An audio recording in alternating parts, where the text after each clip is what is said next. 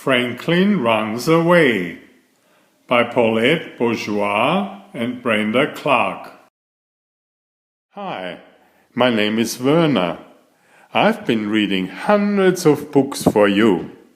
Please subscribe to see them all. And watch until the end, where a surprise is waiting for you. Mom can help you there. Thank you. Franklin could count by twos and tie his shoes. He had lots of good friends and a family who loved him very much. But one day Franklin couldn't seem to please anybody or do anything right. He decided that no one cared about him at all. It started at breakfast. Harriet was cranky and fussy. Franklin tried all of his funny faces, but his sister wouldn't smile. Then Franklin's father said, "I had to put your bicycle away for you last night. That's the third time in 3 days." Franklin was told there would be no bike riding for the rest of the week. At school, Mr. Owl read Goldilocks and the Three Bears. "I wish someone would eat my porridge," Franklin whispered to Snail. "Franklin, this is listening time, not talking time," said Mr. Owl. Franklin sunk low in his chair. During recess, Fox complained that Franklin wasn't sharing the ball. At lunchtime, Beaver changed her mind about trading desserts with Franklin. On the bus ride home, Bear wanted his book back even though Franklin hadn't finished reading it. And after school, Badger forgot that she had promised to play with Franklin and went off with Rabbit instead. Franklin trudged home. He hoped his mother had made an extra good snack, but there wasn't any snack at all. "I'll be another minute," Franklin's mother called from the garden. Franklin scowled. He got out bread and butter and jam and made a big sandwich. When his mother found him, she also found a big mess. "I'll clean it up," Franklin promised. "Oh, Franklin," moaned his mother, "please just go outside."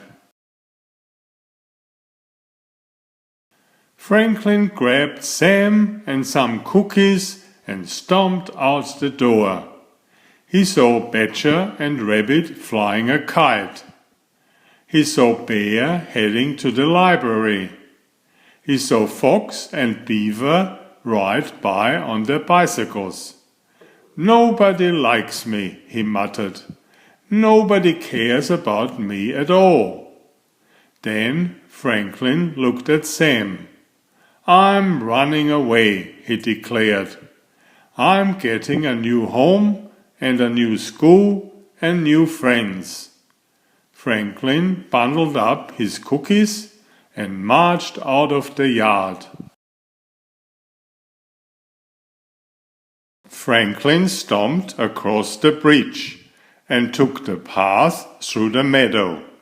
He and his father had gone bicycling this way just the other day. Said Franklin. His father would never get to go bike riding with him ever again. Franklin's tummy began to rumble. He remembered the cookies in his scarf. He had made them yesterday with his mother. "You are a very big help, Franklin," she had told him. Well, his mother would never have his help ever again, Franklin thought. It was late afternoon and Franklin was tired. He thought about Harriet having her nap. He always played with her as soon as she woke up. Franklin wondered if Harriet would forget all about him. Then he remembered how proud she was the first time she said his name. Franklin sat down to rest. Off in the distance he could see the park and the soccer field, the pond and the treehouse. He thought about his friends having fun, and he wondered if they would miss him. Then he remembered that his friends had wanted him to be captain of the soccer team.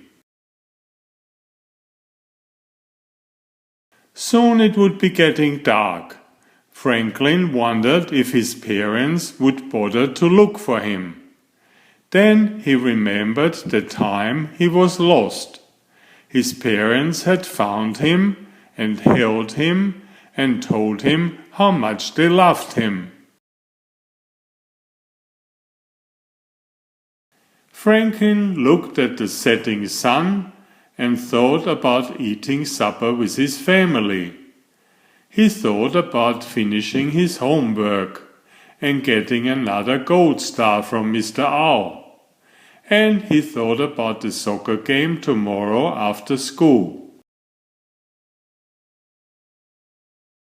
Franklin sighed a big, deep sigh. He didn't want to find a new home and new friends. He didn't want to find a new teacher. He wanted the family who loved him, and the friends who played with him, and the teacher who taught him interesting things. Franklin ran all the way back. When he got to his yard, he saw Harriet at the window, and he could smell supper on the table. His father was at the door, calling his name. "Here I am," Franklin answered. "I'm home." Please subscribe if you haven't already. Thank you. Enjoy my new series Oliver and Jumpy. 19 video books with about 500 pictures. There's text, but I also read it aloud for the younger children. I have written 65 stories and had them illustrated at great cost for your children's fun. Oliver is an elegant tomcat and Jumpy is his lady friend. Oliver loves to ride in Jumpy's pouch when they go for adventures together. Please find a link to the first book in the description of this video. Please always subscribe and like if you find my effort interesting. Thank you so much.